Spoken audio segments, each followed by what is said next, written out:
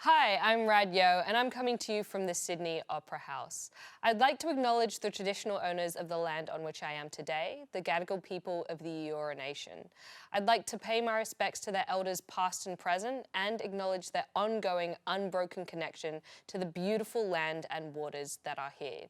Now, before we catch up with Claire L. Evans for a little Q&A about the rock documentary The Computer Accent, let's take a look at a short trailer.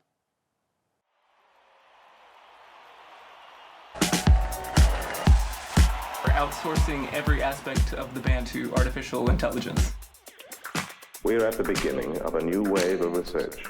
We wanted to learn about this stuff and work in a creative way with a technology that people seem to be so intimidated by. At the end of the day, though, the music still has to be good. Could be a disaster. If we could just make something that didn't suck, that'd be great.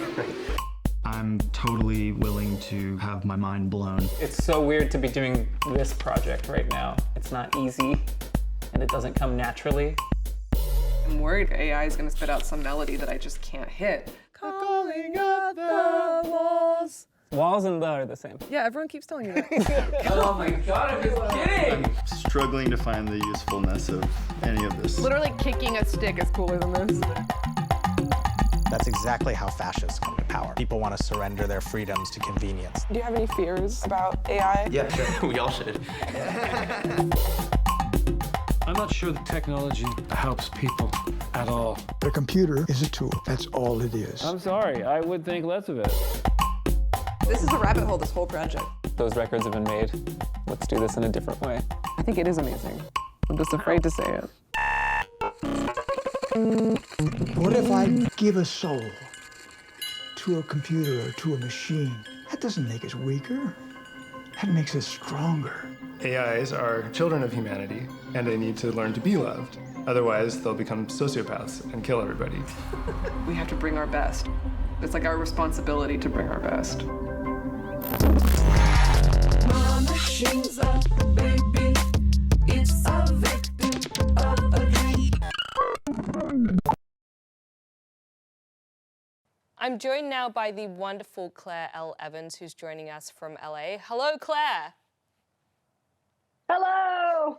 Thanks for having me. Thank you so much for chatting with me. So it's been a couple of years now since Chain Tripping was recorded and released. You've toured it. You've also released new music since then. How has your relationship to that album changed in that time? Oh, well, you know, it's funny, my relationship to it hasn't changed that much. I mean, it was a lovely experience in my life. I learned a lot from it that is still very useful to me now in terms of understanding the current landscape of what this technology is and what it does for artists and for audiences and everybody else. I feel like the world feels a bit differently about it than it did in 2019, in that people all of a sudden want to talk about it. And they definitely didn't back then. But I think that's because, yeah, I mean, the technology has evolved so much and so quickly, and the stakes have gone up so high that, yeah, everybody wants to understand this stuff now, which is exactly our intention in making the album to begin with. So I'm happy to bring to bear what knowledge I have on the subject to people who want to know about it. I was going to say, in some ways, you were quite early on jumping on the AI train. Like 2017, when you started this project, is kind of unfathomable that you were that quick on the mark.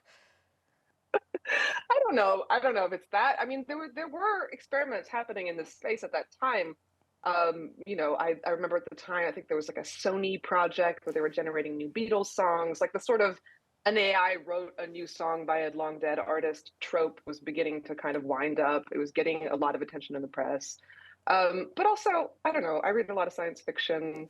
My friends and I are nerds. I have a background as a tech journalist. So I was looking at this landscape and I was interested in it and sort of the convergence between what science fiction had told us would happen, what the press was telling us was happening, and what people on the ground were actually doing. There seemed to be this massive interesting disconnect and a great opportunity to wade into these waters and try to do something interesting.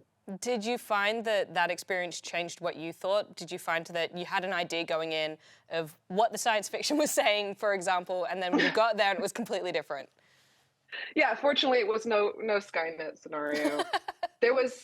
I think we went into the project quite naively, largely informed by mainstream journalism and and sci-fi, I'm ashamed to say, we thought the technology, just based on the way people were talking about it, that it must be extremely powerful. And of course, it has become more powerful in the intervening years. But, we thought we could just go into the studio and press a button, train an algorithm on our back catalog and press a button and get new songs that would be fully formed. And, that the conceptual project of the album would be about kind of committing to this material and trying to find a way to perform it that was, almost more like theater, like performing a pre-written text.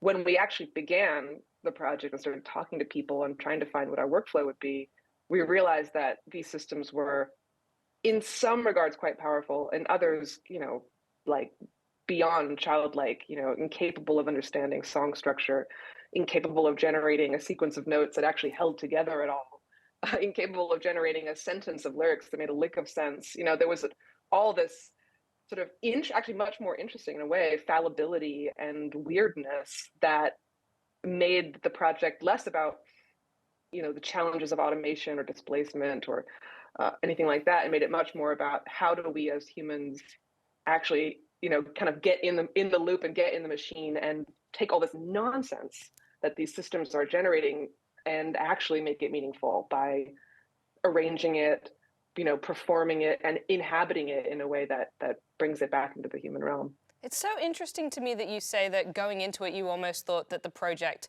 was going to be about coming to terms with performing and inhabiting a piece of music that you probably felt quite disconnected with, but it ended up being much more hands-on than you thought. Were you disappointed at all that it was a different experience, or were you just going in like, whatever happens, happens?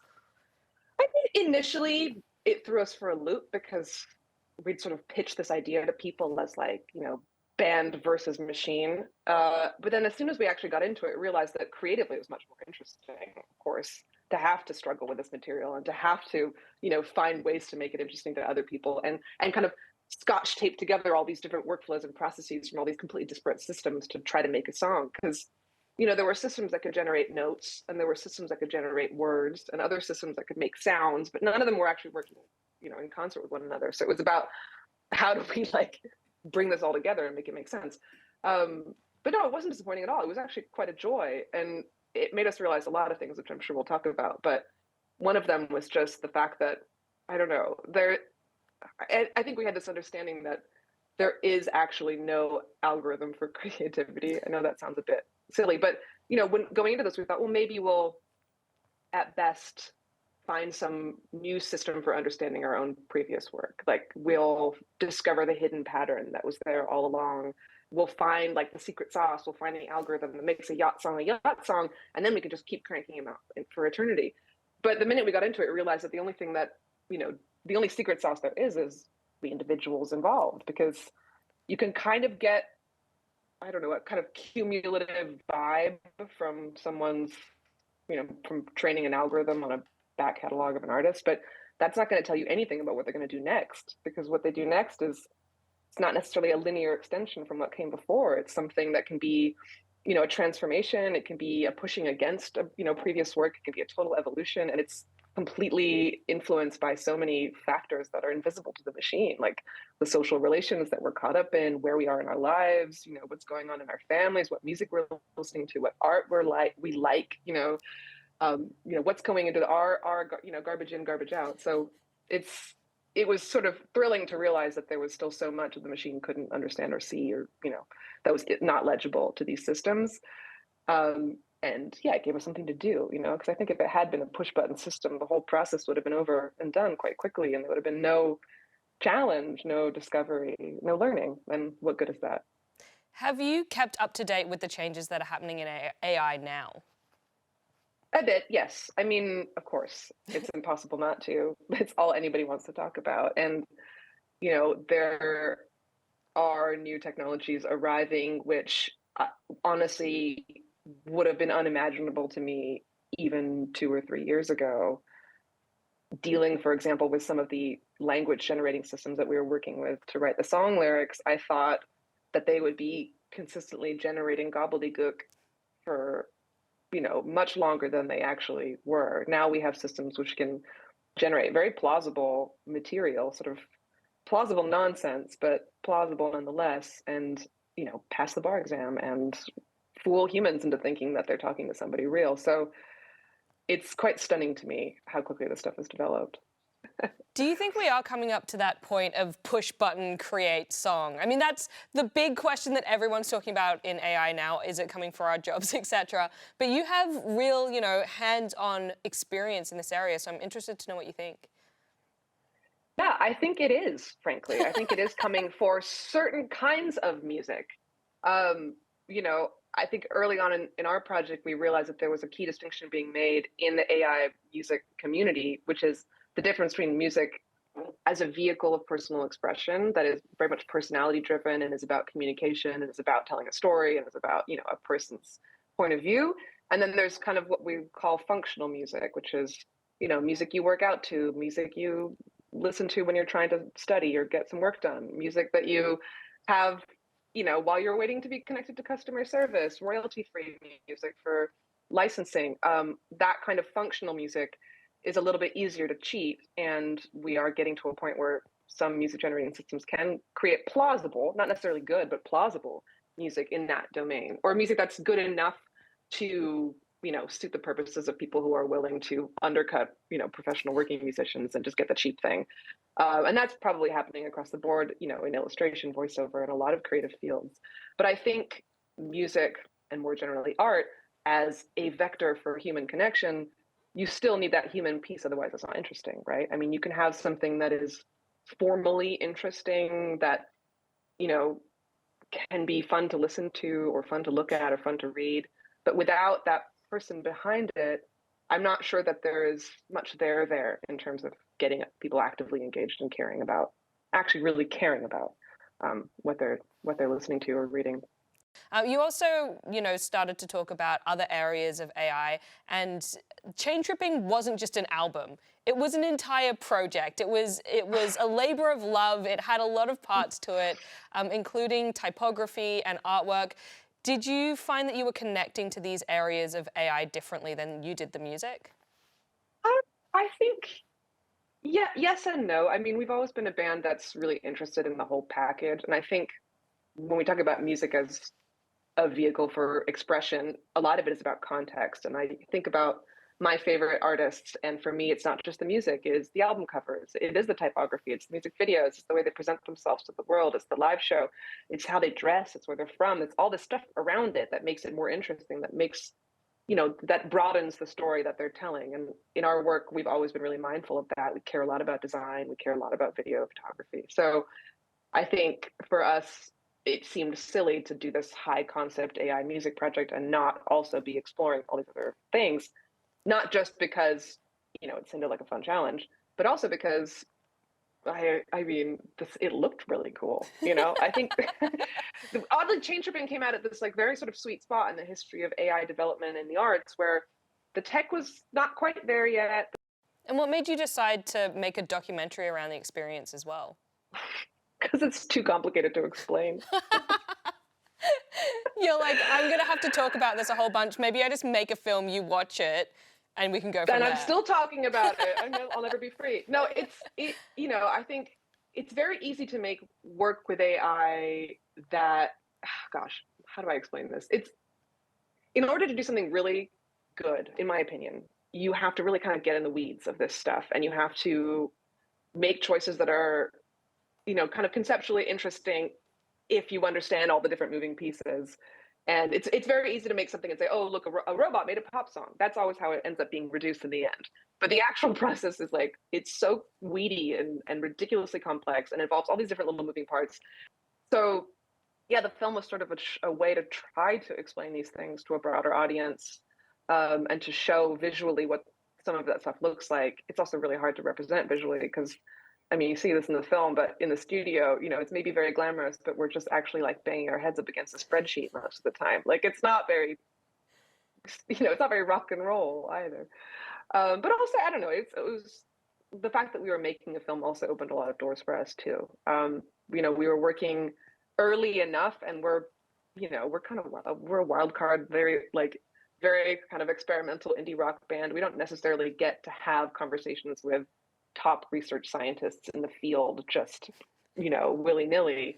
But the fact that we were making a film and we had this framework around the project, that we were sort of trying to communicate something more generally about what AI was and how it worked, we were able to have conversations I don't think we would have been able to have otherwise, with people who were actually making the tools that we were using, which was valuable for both sides, frankly. And I don't know, it gave a kind of, I don't know, sort of almost academic rigor to what we were doing, because we were really trying to sort of show the process and explain the process. Ultimately, neural networks will still be too complicated for anyone to understand, least of all me, but we tried. The sense that I get of Yacht is we did it because it was interesting and we could. Yeah.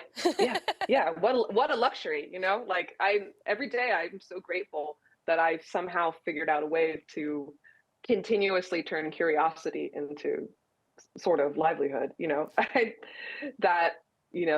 sometimes you need to have, I don't know, guinea pigs, I would crash test dummies or whatever it is, but we are that, and we're very grateful that we get to do it. And I think art is an incredibly powerful vehicle for explaining complex things, especially technology. Sort of always has been, not just a way for people to explain technology to one another, but also to sort of absorb its most harmful effects and transform them into something else, especially in the context of, automation technologies. AI is just the latest in, many generations of tools that have come along that have threatened to potentially displace artists or change the stakes around art making. I mean, you could look at the drum machine and the synthesizer in similar terms, but artists have always had the capacity to take those things and turn them into something new, and turn them into something that makes them vital yet again. It's this constant process of transformation and digestion and metabolism. I worry now that these things are happening so quickly that we don't really have time to do that as effectively as maybe we could have in the past. But I don't know. I think the capacity of artists to explain the world is vast. That's an interesting point you raise, because there are some people who work in the AI spaces that are now saying, hey, this stuff is moving way too fast, faster than we can even understand as the people who are building it, and we need to find a way to slow it down before problems that we don't foresee arise. Do you think that it does need to slow down, or do you think, let's get on the train, let's go for the ride, see what happens? I'm definitely not go for the ride. I'm not in the go for the ride. I don't know. I'm not in the camp of people that believe that we're going to have like sentient machines taking over the world. There are people in the tech spheres that very seriously believe that. And I think that that's a weird and misguided interpretation of the threat that these systems pose. I think what's more, disturbing is what people do with this stuff. The technology on its own isn't, it's never neutral. No technology is, but it's very much, it has the potential for all kinds of great things, right? I mean, given, some control over the data and some flexibility, artists can do all kinds of really interesting work. They can interrogate their own processes. They can, use this sort of complex mirror that this technology is to see themselves more clearly, to see society and understand how we got to where we are by, really getting in the data. And, there's lots of really interesting work that can be done. At the same time, these systems have the potential to be used by all kinds of bad actors. But it really, again, it comes down to how people actually use and interpret this material and what they do with it, rather than it on its own. I have a little bit of a belief. I have a little bit of a belief that people will start to be able to see kind of the thumbprint of AI on things, much in the same way as in the past when film would do special effects. People would just look at it and go, oh my goodness, that is 100% real. Like, a particular camera has a particular look, a particular instrument made by a manufacturer sounds a particular way. Is that going to be what AI becomes to us? I think that's a really interesting theory. I hope that we have I hope that we have the media literacy to do that. From the vantage point of someone living in the United States who's like navigating US politics and discourse, I have a hard time believing that we can like uniformly develop that kind of media literacy, because even now in a landscape of largely human actors, there is such a collapse of understanding about reality and context. And so the addition of this sort of muddling imprint, I'm just not sure. I often like try to explain these things to my parents, for example, and I realized that, not everybody is interfacing with this at the same level. Even people who are really smart, don't necessarily understand or are able to tell the difference between AI generated material and human generated material. The other thing is, it's funny that you talk about this sort of recognizable, flavor of AI generated material, because the name of the film, The Computer Accent, is like, that's what we call that. We call that the computer accent.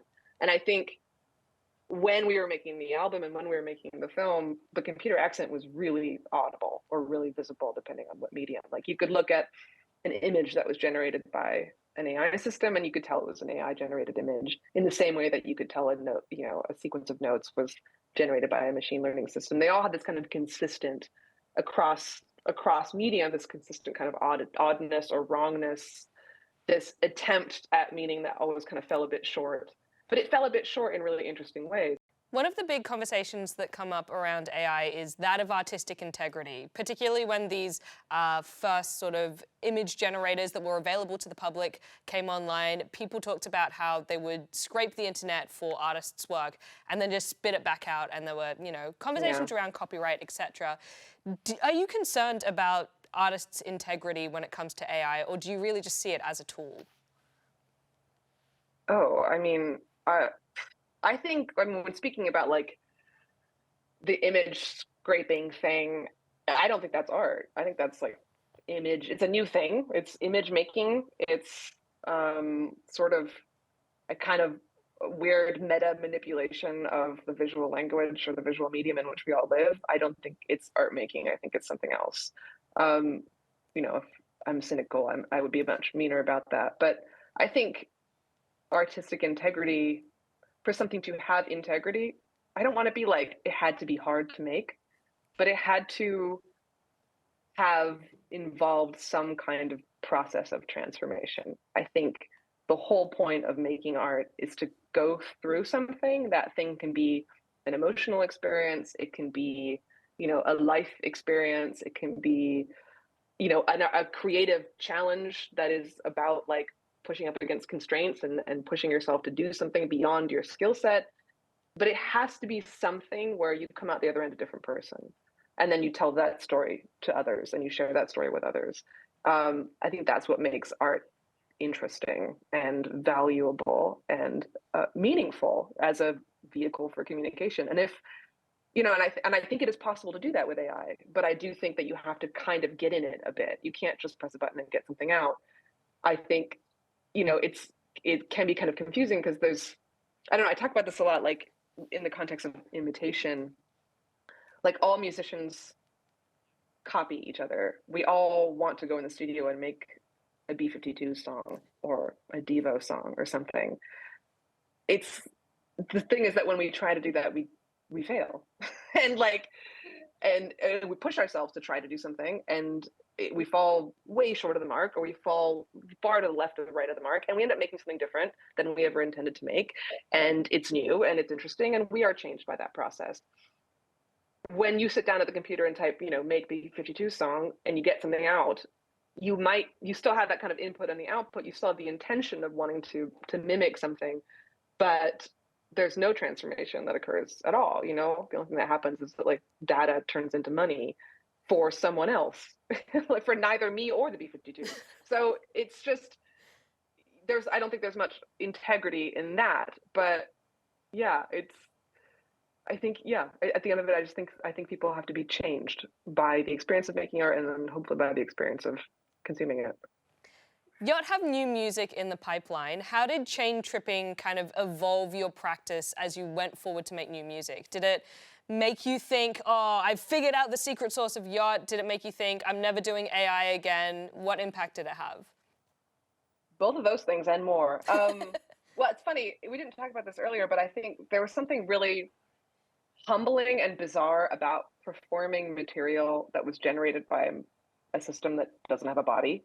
Like, it made us realize how much of our experience of making music is quite physical and is very much dependent on what we've done before and our kind of like physical habits, like how we move our bodies in space and how we hold our bodies when we're with each other, and what has worked for us and what feels good.